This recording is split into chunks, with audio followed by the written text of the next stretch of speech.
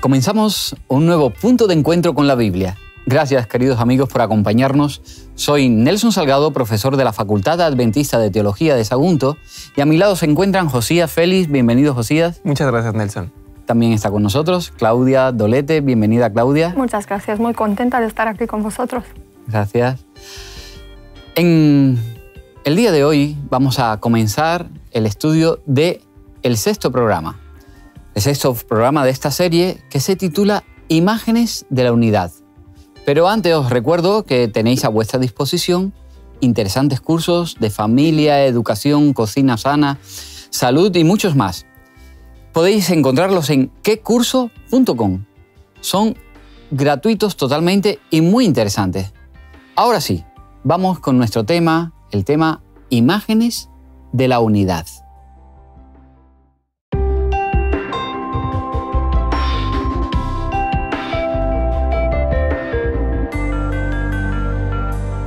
Porque así como el cuerpo es uno y tiene muchos miembros, pero todos los miembros del cuerpo, siendo muchos, son un solo cuerpo, así también Cristo. Primera de Corintios, capítulo 12, versículo 12.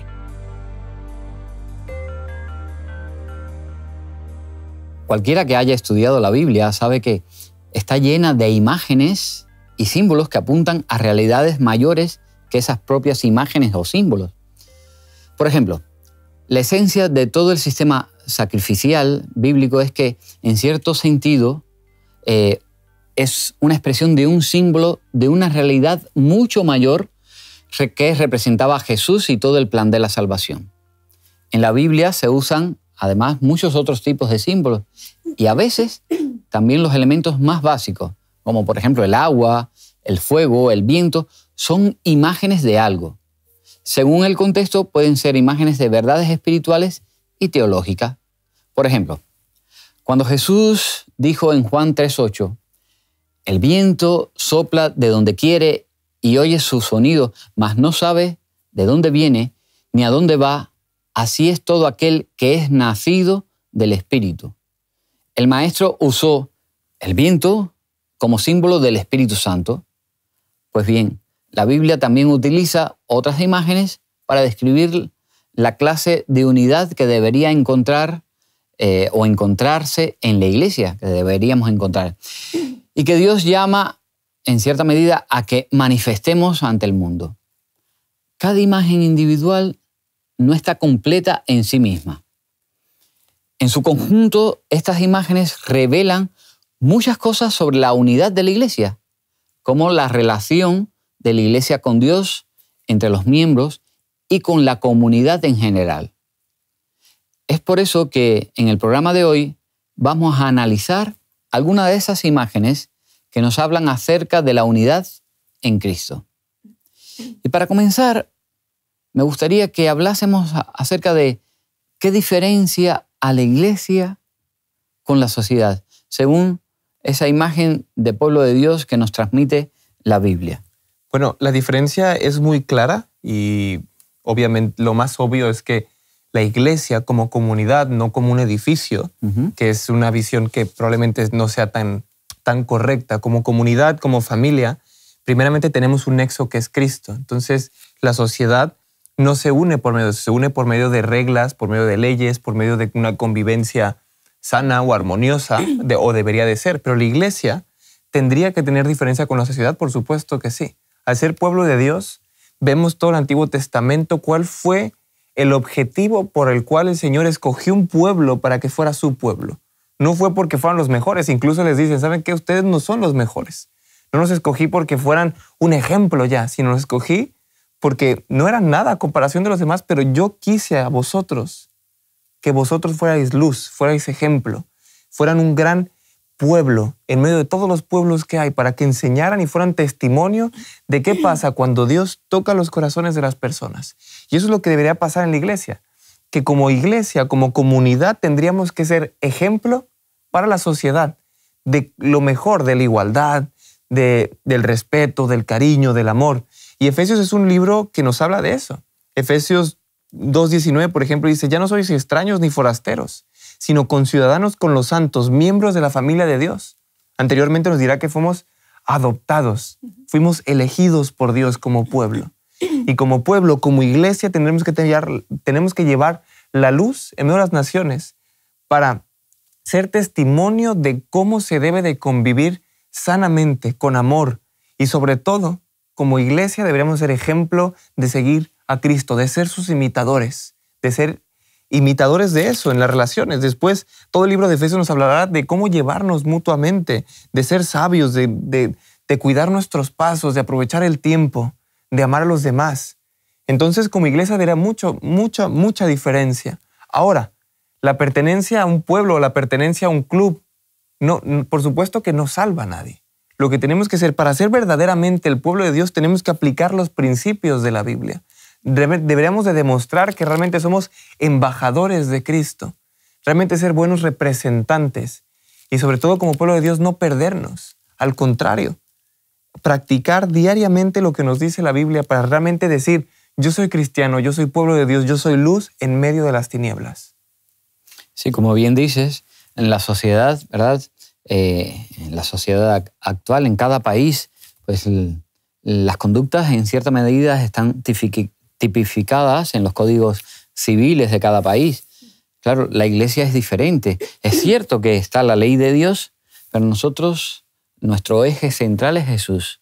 Entonces Jesús, al que tenemos que imitar, es quien nos une. Es como, ¿verdad? Siempre ponemos el ejemplo de una rueda de bicicleta. El eje central que une esos rayos que parten de diferentes lugares y mientras más unidos al centro, están más juntitos. Jesús, cuando demostramos que somos cristianos, trataremos de reproducir el carácter de Jesús en nuestras vidas y esto nos hará ser comunidades más unidas, iglesias que profundicen más en el acercamiento. ¿Existe algún pueblo o nación en la actualidad que merezca la etiqueta de nación santa que aparece en la Biblia? Ya no. Existió en un momento dado, pero cuando el pueblo de Israel rechazó al Mesías, pues se le quitó este estatus. Pero sí hay. ¿Por qué digo sí hay? Porque en el momento que una persona recibe a Cristo, su salvación, y abraza el Evangelio y empieza a vivirlo, tenemos unos textos que nos describen, por ejemplo, en Gálatas, el capítulo 3, el versículo 26 dice, así todos sois hijos de Dios. No hay una nación santa, no hay un pueblo santo en la tierra, pero cuando recibes a Cristo, dice, así todos sois hijos de Dios por la fe en Cristo Jesús. Dice, porque todos los que habéis sido bautizados en Cristo, de Cristo estáis revestidos. Dice, ya no hay judío, ni griego, ni siervo, ni libre, ni hombre, ni mujer. Todos sois una en Cristo. Y ya que sois de Cristo, de cierto sois descendientes de Abraham. Aquí toca el linaje de donde tenía que salir Mesías. Y dice, y conforme a la promesa, herederos. Y hay otro texto que igual nos ayuda a identificar nuestro nuevo estatus en Cristo. En el primer libro de Pedro, en el capítulo 2, el versículo 9, dice, pero vosotros sois linaje escogido, real sacerdocio, nación santa, pueblo adquirido para Dios, para que anunciéis las virtudes de aquel que os llamó de las tinieblas a la luz admirable. Este es el pueblo de Dios, este es el pueblo santo, el que va reflejando, así como decíais antes, el carácter de Cristo y tiene esta actitud permanente. Muy bonita esa idea, porque ahora ya no es un concepto inclusivo, es extenso. Todos podemos, desde una parte del mundo a la otra, todos caben en esa idea de ser santos, llamados a ser santos. Otra imagen interesante también para la iglesia es la de casa de Dios. ¿Verdad? ¿Cómo podemos entender esta imagen en relación a la unidad de la iglesia? Es muy interesante esta imagen porque todo el Antiguo Testamento se desarrolla. Incluso vemos en los Salmos, vemos en Levítico, vemos en Deuteronomio. Constantemente se habla de la casa de Dios como templo. Recordemos muy bien, haciendo historia, Israel tenía un templo y este templo que tenían se dividía en el lugar santo, lugar santísimo, y una vez al año Dios descendía sobre ese templo, ellos iban constantemente a poder ofrecer sacrificios para buscar el perdón, para buscar la reconciliación y la relación directa con Dios. Entonces, esa imagen es muy importante.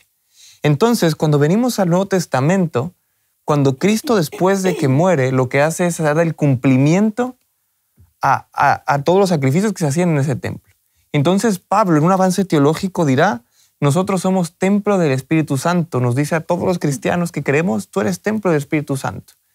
A la casa de Dios se le llamaba ese templo del pueblo de Israel que lo acompañaba donde quiera que iba cuando eran nómadas. Y nosotros ahora somos llamados templos, somos llamados el recipiente del Espíritu Santo, individualmente y como colectivo. Entonces muchas veces llamamos a la casa de Dios a un edificio. Llamamos a la casa de Dios un espacio estático donde tú entras, estás en la casa de Dios y donde tú sales ya no estás. Y no es así. Sino es cuando 2 o 3, como muy bien dijo Jesús, están reunidos en su nombre, cada uno es recipiente del Espíritu Santo. Somos la iglesia, somos un movimiento y como movimiento recibimos al Espíritu Santo y somos casa de Dios. Entonces, es muy interesante conforme a la idea de la unidad de la iglesia, cuando entendemos que somos casa de Dios como movimiento y que nosotros tendríamos que estar lo máximo posible dispuestos, receptivos, limpios para poder recibir a Dios en nuestro corazón y ser la demostración de que como movimiento somos esa casa, somos ese templo que recibimos a Dios como recipiente y sobre todo que demostramos que somos ese templo. Muy bien compara Pablo la iglesia con el cuerpo humano, ¿no? Porque vemos que el cuerpo necesita todos los órganos. No puede faltar ninguna muela, porque si falta una muela, la masticación es más difícil.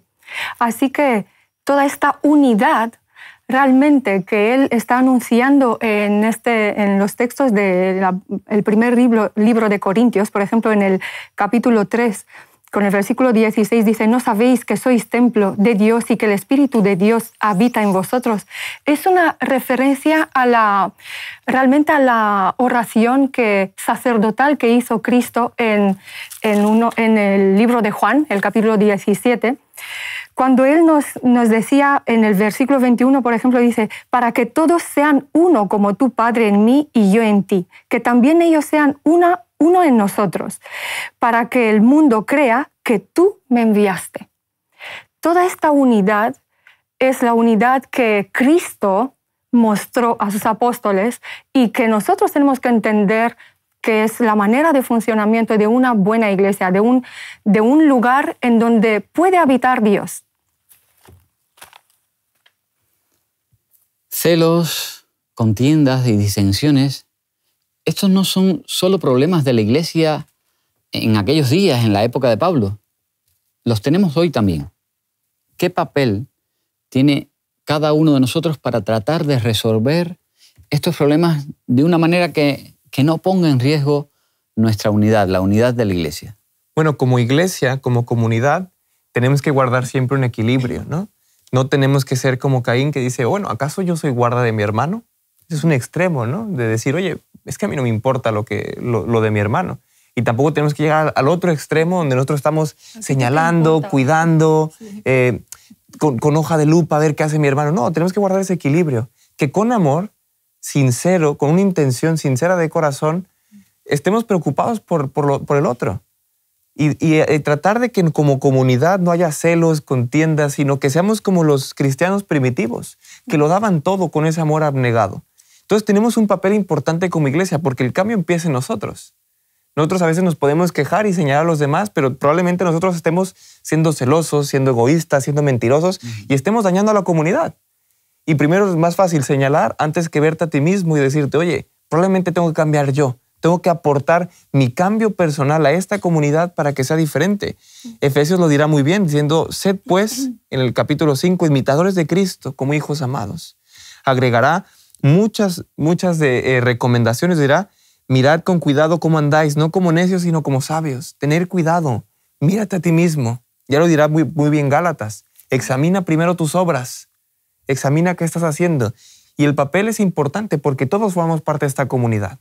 Y es como la historia de la fuente de un pueblo que querían hacer una atracción para que la visitaran más. Entonces dijeron, bueno, vamos a hacer una fuente de leche. Entonces Al siguiente día todos dijeron, bueno, ¿saben qué? Cada uno va a tener una taza de leche. Cuando viene la inauguración, descubren el velo y no había nada. Porque cada uno pensó que el vecino iba a llevar una taza de leche y nadie llevó nada, pensando que lo iba a llevar el otro. Entonces, como comunidad nos puede pasar eso. Pensando, bueno, ya cambiarán los demás. Bueno, ya mi hermano ya se adelantará. Y yo me espero un poquito. No es así. Nuestra parte es importante. Nuestro papel es fundamental porque todos formamos parte de este cuerpo. Y como todos formamos parte de este cuerpo, todos lo podemos transformar. Además que es mucho más sencillo, ¿verdad? Criticar al hermano que está sentado a nuestro lado en el banco de la iglesia que hacer un autoanálisis de lo que yo estoy haciendo y de la forma de mejorar esas conductas que a lo mejor cuando yo me examine y cambie, eso va a producir un efecto espejo en mi hermano que va a ser también positivo en su vida y en la vida de la comunidad. Una de las imágenes más hermosas en relación con la iglesia es sin duda, bueno, el cuerpo de Cristo. La iglesia como un cuerpo, el cuerpo de Cristo. ¿Qué podemos hablar de esta imagen? ¿Qué nos dice sobre la iglesia, sobre los dones que tienen cada uno de los miembros o que tenemos cada uno de los miembros?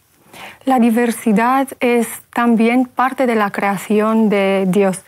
Nosotros tenemos que estar unificados en Cristo, pero con todas nuestras diversidades, porque esto es lo que compone el cuadro maravilloso de un lugar, de una iglesia, de una sociedad. No podemos ser todos ojo, no podemos ser todos mano y tenemos que tener funciones diferentes. Y esto viene siempre bien porque así se va edificando y así se van a llevar a cabo tareas que no pueden hacer todos. Hay gente que está muy dispuesta a hacer y sabe y conocedora y le sale bien algo, que lo puede hacer muy bien. Y hay otros que no están tan expertos. Y entonces nos necesitamos los unos a los otros para que podamos llevar a cabo este trabajo que es un trabajo de equipo, es un trabajo en conjunto. Y de hecho el Espíritu Santo reparte a cada uno dones que pueden ser diferentes. Y qué bien nos viene, ¿no? Porque esta diversidad realmente es la que nos hace estar unidos y nos hace vernos útiles los unos a los otros. Porque yo necesito que tú seas mano y tú necesitas que yo sea ojo. Y de esta manera nos podemos ayudar los unos a los otros y el trabajo puede ser llevado bien a cabo. Además, esta imagen, como dijo Claudia, es bastante ilustrativa para la cuestión de la diversidad. Más nos gustaría a nosotros simplemente ser iguales. Si Cristo hubiera unido a personas completamente iguales, ¿qué logro hubiera tenido, no? ¿Qué logro hubiera tenido que uniera a personas que pensaran todos igual, que fueran todos iguales? Pero no es así. Dios desde la creación nos hizo seres libres. Y como nuestra libertad, cada uno somos diferentes. Y en eso está la riqueza de que Dios es un Dios todopoderoso. Que no somos robots, que pensamos todos programados de la misma manera, sino que en nuestra diversidad aceptamos a Cristo. Con todo nuestro bagaje cultural, con todas nuestras experiencias, decidimos aceptar a Cristo. Y estar sentados en la iglesia con personas tan diferentes, con personas que han venido de diferentes lugares y han pasado por tantas cosas, pero estar unidos y llamarnos hermanos, eso es un logro que solo Cristo y solo Dios puede lograr. Solamente la iglesia puede congregar a tantas personas tan diferentes con una sola intención, que es alabar el nombre de Dios, reconociendo que somos hijos adoptivos y sobre todo como iglesia tener la misión de poder ir a rescatar a más personas, porque ojalá todas las personas de este mundo pudieran conocer el nombre de Cristo y se congregaran juntos y pudiéramos aprender unos de otros, trabajar de la mano, sin celos, sin contiendas, al contrario, siendo amorosos, cuidadosos, y muy amantes de los unos a los otros. Otra imagen preciosa también que se presenta en la Biblia para aplicarla a la iglesia es las ovejas y el pastor. ¿Qué podemos aprender de esta última imagen que vamos a tratar, de esta metáfora? Bueno, esta metáfora que Cristo lo dice con sus palabras mismo a los discípulos que los escuchaban en ese momento, lo encontramos, por ejemplo, en Juan 10, 7. Bueno, todo Juan 10 más o menos habla sobre esta imagen del buen pastor. Entonces, por ejemplo, Juan 10, 7 dice, seguro yo soy la puerta de las ovejas. Todos los que vinieron ante mí son ladrones saltantes. Las ovejas no son los que oyeron. continúa esta metáfora y dice, yo soy el buen pastor. Cristo dice, yo soy el buen pastor, conozco a mis ovejas y las mías me conocen. Así como el Padre me conoce, yo conozco al Padre. Además doy mi vida por las ovejas. Esta imagen es preciosa, porque entender que un pastor conocía a sus ovejas, a cada una de ellas, casi parecidas, podía diferenciarlas y saber cuál era el aspecto que lo hacía diverso y precioso en sí mismo, pero sobre todo la oveja conocía la voz del buen pastor. Ojalá llegue un momento donde nosotros conozcamos la voz del buen pastor, que es Cristo, que nos dejemos guiar por Él, porque nos va a llevar a buenos pastos donde podemos tener paz, tranquilidad. Y dirá Cristo en esta metáfora que vendrán ladrones a tratar de robarnos, vendrán lobos rapaces, pero Él dijo, yo siempre voy a estar con vosotros, porque vais a ser parte de una familia. Él dirá después, también tengo otras ovejas que no son de este redil, pero esas también tengo que traer. Ellas también oirán mi voz. Habrá un rebaño y un pastor. Entonces es muy importante que entendamos como imagen de pueblo de Dios y como imagen de rebaño. Todos somos parte de un rebaño. No importa que estemos en un redil o en otro. Cristo nos va a traer, nos va a reunir, porque solo Él nos puede unir. Solo Él es el buen pastor y solo Él nos puede dar la paz que da ese pastor que nos lleva a verdes pastos. Hay un texto precioso en el libro de Efesios, el capítulo 3, dice, con el versículo 17, que habite Cristo por la fe en vuestro corazón, para que, arraigados y fundados en amor, podáis comprender bien con todos los santos la anchura, la longitud, la profundidad y la altura del amor de Cristo. Es lo único que nos podrá hacer realmente unos cristianos auténticos. Entonces tendremos que estar como comunidad unidos en el buen pastor, porque las ovejas no se guían a cualquiera, solo siguen al buen pastor. Y tenemos que seguir como ovejas al buen pastor. Esta metáfora de seguirle, de serle leales, fieles, porque Él nos cuida, porque Él nos protege, y como aquí dijo, yo doy mi vida por mis ovejas. Cierto, lo que pasa es que en nuestra sociedad en la que somos urbanitas, a veces no entendemos esto. Pero fijaros, termino con el texto, yo soy el buen pastor y conozco a mis ovejas, y las mías me conocen. Ciertamente, las metáforas del Nuevo Testamento acerca de la Iglesia ilustran la naturaleza vital de la dependencia de Dios y las relaciones armoniosas que el pueblo de Dios es llamado a tener. Ojalá el Espíritu Santo pueda trabajar en cada uno de nosotros para alcanzar esa perspectiva. Es obvio que si queremos que la Iglesia mejore, necesitamos mejorar nosotros primero. Cada uno de nosotros forma la Iglesia. Por tanto, esta nunca crecerá en amor y santidad por encima de lo que cada uno crezca por la gracia de Dios y a través de la acción del Espíritu Santo. ¿Queremos cambiar la Iglesia? ¿Seguro, queridos amigos? Pues comencemos por nosotros. Es la única manera. Y antes de pasar a nuestro resumen de hoy, solamente recordaros que si deseáis poneros en contacto con nosotros, escribidnos a hola@hotmedia.es y os atenderemos encantados. Necesitamos estudiar las imágenes bíblicas sobre la unidad. Debemos comprender el papel integral que la unidad desempeña en la naturaleza y misión de la Iglesia. Cristo es el centro de la Iglesia, es su cimiento, Él es nuestro Salvador y nuestro modelo a imitar. Cada miembro de la Iglesia es igual de importante. Todos tienen dones diferentes que suman. La competitividad, el clasismo o el separatismo dentro de la Iglesia están totalmente fuera de lugar y muestran un total desconocimiento de Cristo. Nuestra relación de amor con Dios nos lleva a una relación de amor con otros cristianos y con todo el mundo. Repercute en la forma en que nos vemos a nosotros mismos y los unos a los otros. Por eso, cada miembro de Iglesia debe experimentar esa relación de dependencia total con Dios, para que todas las necesidades sean satisfechas y su llamado pueda ser cumplido. Y es que para que la Iglesia sea como Dios quiere, necesitamos comenzar por cada uno de nosotros. El tiempo, queridos amigos, se nos ha acabado, Pero ya sabéis, os esperamos en el próximo programa de Punto de Encuentro con la Biblia. Si deseáis estudiar la palabra de Dios con nosotros, o si queréis una Biblia incluso de regalo, o un libro, El conflicto de los siglos, de Elena de White, solamente tenéis que escribirnos a hola@hotmedia.es. Os lo haremos llegar con mucho gusto. Hasta pronto, amigos. Hasta el próximo programa. Que el Señor os bendiga.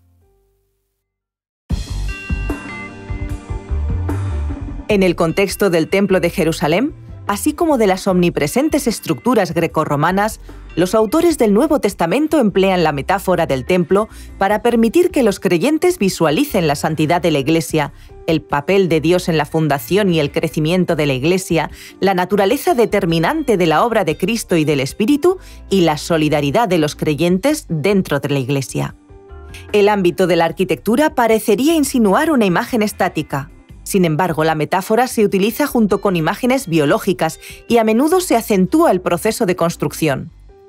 En lugar de una imagen estática, nos vemos impulsados a visualizar una historia del proceso de construcción más que un edificio terminado.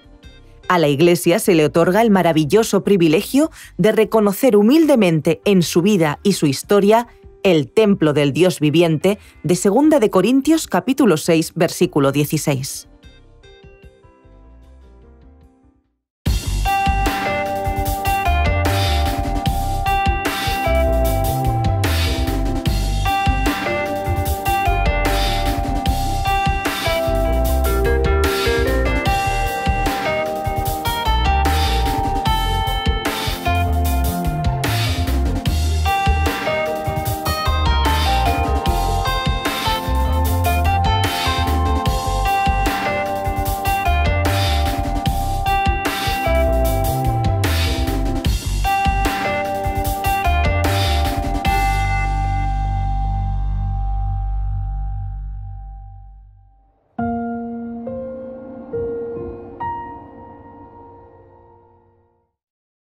¿Quieres realizar cursos gratuitos sobre salud, familia, temas espirituales y mucho más?